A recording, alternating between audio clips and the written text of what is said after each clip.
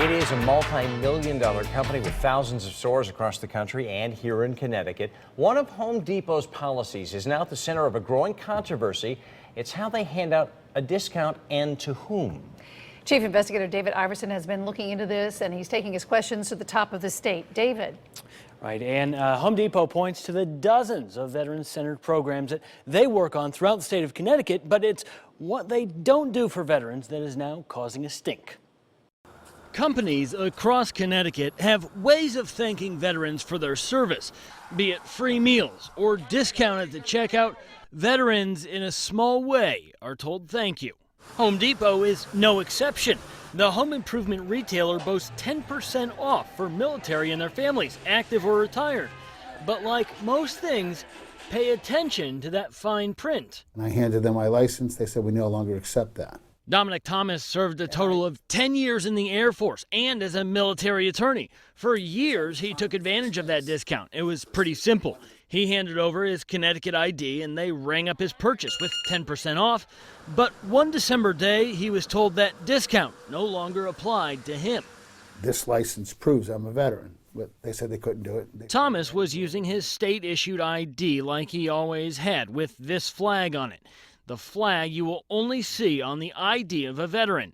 But Home Depot says it's not that veterans like Thomas don't qualify, they just don't take the Connecticut ID as proof. They need a form that looks like this, a DD-214 from the federal government that proves he's a veteran. Not good enough, says Governor Dannel Malloy. The idea that a veteran has to carry around a whole bunch of special documents to prove that they're a veteran is really unfair. Home Depot will take Veterans Affairs cards too, but Thomas doesn't use the VA. A Home Depot spokeswoman said across the country there are just too many different state IDs identifying veterans.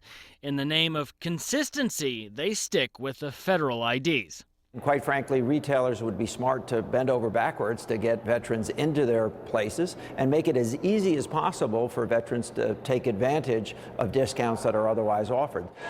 The problem is not unique to Connecticut. Groups across the country have voiced the same frustration with the retailer's policies.